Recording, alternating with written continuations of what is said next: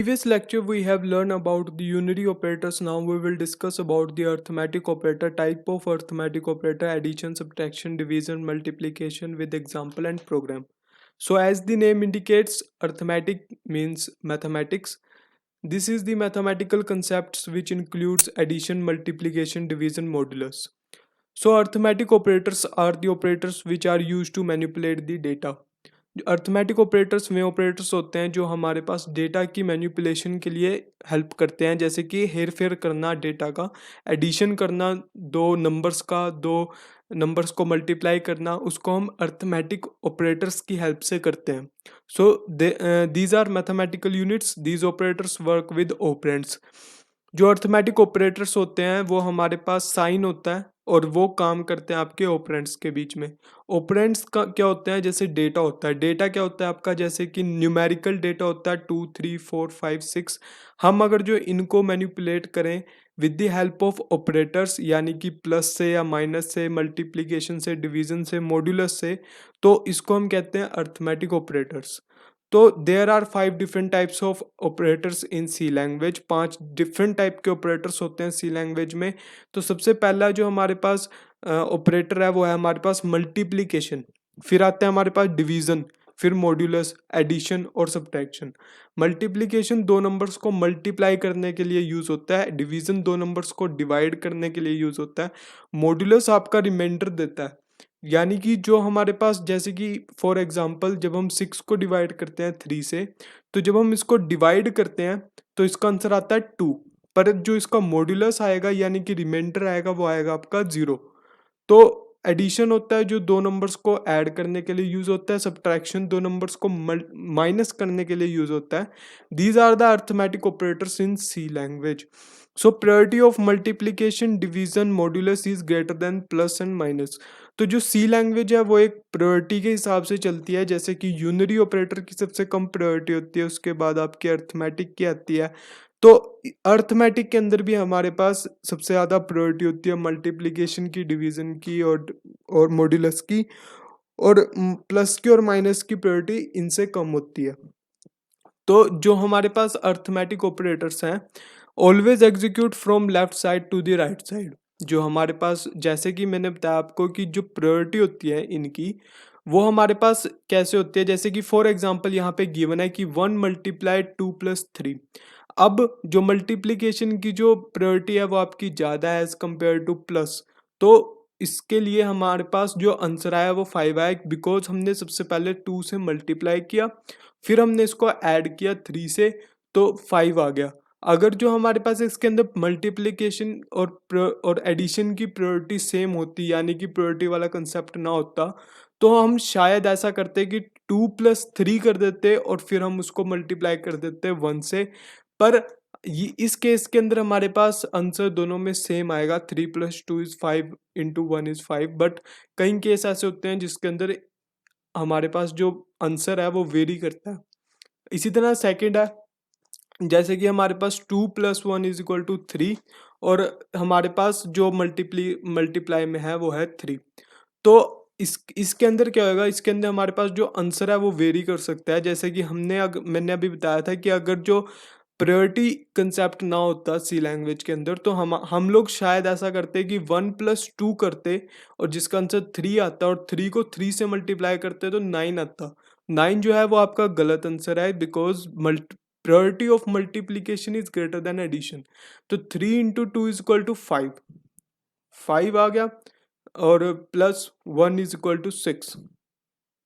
Sorry, 3 × 2 = 6, और जब हम इसके अंदर एक ऐड करेंगे तो 7 आंसर आएगा. इसी तरह अगर जो हम डिवीजन करें, अब हमारे पास डिवीजन और मल्टीप्लिकेशन की जो प्रायोरिटी है वो दोनों की सेम है, because priority of multiplication, division और मॉड्यूलस की जो वो प्रायोरिटी है वो आपकी ज़्यादा है as compare to plus minus. तो इस हिसाब से हमारे पास ये हमेशा left side to right side move करेंगे, और इसलिए हमारे पास इसका आंसर 1.5 आया. तो अब आता है हमारे पास जो ऑपरेटर्स होते हैं वो आपके प्लस, माइनस, मल्टीप्लिकेशन, डिवीजन और मॉड्यूलस होते हैं. तो let's make a program to understand all this concept. इन कंसेप्ट्स को अंडरस्टैंड करने के लिए हम एक प्रोग्राम बनाते हैं. तो सबसे पहले मैंने क्या किया, इसके अंदर प्रोग्राम बनाने के लिए एक एडिटर IDE खोल ली, यानी कि देव C++ खोल लिया। इसके अंदर कंट्रोल एन की हेल्प से मैंने एक नई फाइल जनरेट कर दी। यहाँ पे मैं कुछ कोडिंग करूँगा। कोडिंग करने से पहले मैंने यहाँ पे कुछ हेडर फाइल्स इंक्लूड करनी है। Hash include studio.h, hash include conio.h। फिर आता है हमारे पास, जब conio.h आ गया तो हमारे पास अब हम बनाएंगे इसका मेन फंक्शन, void main। अब ब्रैकेट ओपन। अब हमने दो नंबर्स को अगर जो ऐड करवाना है तो हमारे पास सबसे पहले एक वेरिएबल आएगा int x। x एक वेरिएबल है और x के अंदर मैंने स्टोर करवा दी दो वैल्यूज, यानी कि 1 + 2। और फिर मैंने इसके अंदर printf की हेल्प से इसकी एक आउटपुट तैयार कर दी, और आउटपुट जो है हमारी वो आएगी %d,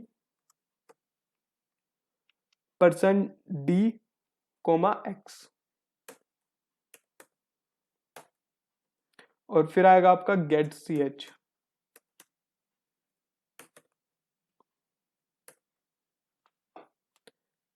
अब मैं इसको सेव करूंगा। सेव करने से पहले मुझे इसकी एक्सटेंशन चेंज करनी पड़ेगी। इसका मैंने नाम रख दिया add.c और इसको मैंने सेव कर दिया आपका डेस्कटॉप के ऊपर। अब मैं इसको एग्जीक्यूट करूंगा। एग्जीक्यूट के लिए सबसे पहले मैं कंपाइल एंड रन करूंगा। कंपाइलेशन प्रोसेस एक ऐसा होता है जो ये चेक करता है कि इसके अंदर कोई एरर है या नहीं है। तो इसके अंदर जो आंसर है वो आपका 3 आया है। जो 3 है वो आपका बिल्कुल सही आंसर है। इसका मतलब यह है कि अरिथमेटिक ऑपरेटर्स प्लस जो होता है वो एक अरिथमेटिक ऑपरेटर होता है जिसकी हेल्प से हम लोग दो नंबर्स को ऐड कर सकते हैं।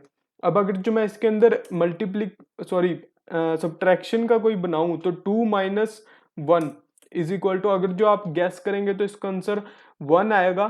तो अगर जो मैं इसको सेव करने के बाद इसको एग्जीक्यूट करूं तो कंपाइलेशन आपका एरर शो कर रहा है। वो एरर इसीलिए शो कर रहा है क्योंकि मैंने उसी फाइल के अंदर आपकी चेंजेस कर दिए हैं। तो अगर जो मैंने इसके अंदर नई फाइल बना देता हूँ और इसके अंदर फिर इसको सेव करता हूँ और इसकी एक एक्सटेंशन चेंज करता हूँ .c से, और इसका जो नाम रख देता हूँ मैं सब, और सेव कर देता हूँ और एग्जीक्यूट कर देता हूँ कंपाइल एंड रन की हेल्प से, तो हमारे पास वैल्यू आई है 1। इसका मतलब क्या है कि हमारे पास जो प्रोग्राम है वो बिल्कुल सही चला है। अगर जो मैं इसके अंदर एक मल्टीप्लिकेशन का प्रोग्राम बनाऊं तो इस मल्टीप्लिकेशन के अंदर मैंने सिर्फ एक माइनर सा चेंज किया है कि 2 × 1 = आपका आंसर आना चाहिए 2। देखते हैं कि इसका आंसर क्या होगा। तो सबसे पहले मैं इसका नेम रख देता हूँ, मल्टीप्लाई का मैं MUL रख देता हूँ नेम, और इसको सेव कर दिया तो इसका आंसर आया 2। तो ये जो अरिथमेटिक ऑपरेटर्स होते हैं ये आपके इसी तरह काम करते हैं, और इस तरह हमारे पास बहुत सारी जो बड़ी बड़ी इक्वेशंस हैं वो आप सोल्व कर सकते हो। ये तो बिल्कुल माइनर सी इक्वेशंस है, और जैसे कि मैंने इसके अंदर चेंज कर दिया 6 और इसके यहाँ पे रख दिया 3। आंसर आपका क्या आना चाहिए? आंसर आपका आना चाहिए 2। तो यहाँ पे C आ गया और यहाँ पे आपका लिख दिया div, और यहाँ पे सेव कर दिया, और इसको एग्जीक्यूट करने के बाद जब मैंने इसको कंपाइल एंड रन की हेल्प से, तो इसका आंसर आया 2। और जो लास्ट आपका ऑपरेटर है वो है आपका modulus operator. Modulus operator maximum बच्चे कंफ्यूज हो जाते हैं कि मॉड्यूलस ऑपरेटर क्या चीज है। मॉड्यूलस और डिवाइड में ये डिवीजन ऑपरेटर है स्लैश वाला, और जो परसेंट वाला है वो आपका मॉड्यूलस ऑपरेटर है। मॉड्यूलस ऑपरेटर क्या करेगा? आपका रिमाइंडर देगा। रिमाइंडर कैसे? जैसे कि 3 × 3 डिवाइड करते हैं हम, 6 को डिवाइड करते हैं जब हम 3 से, तो इसका आता है आपका 2। पर अगर जो मैं इसको मॉड्यूलस करता हूँ तो मॉड्यूलस के बाद इसका जो रिमाइंडर आएगा वो आता है आपका 0। तो आई होप कि इसका आंसर 0 आना चाहिए। तो मैं इसको एग्जीक्यूट करता हूँ, कंपाइल हो चुका है, तो इसका आंसर आया 0। यानी कि इसका जो काम है वो सिर्फ आपका रिमाइंडर देना है। अगर जो आपको ये देखना है कि आपका जो नंबर है वो परफेक्टली डिविजिबल है या नहीं है, तो सबसे पहले आपको मॉड्यूलस चेक करना चाहिए। डिवीजन से आपको पता नहीं चलेगा कि आपका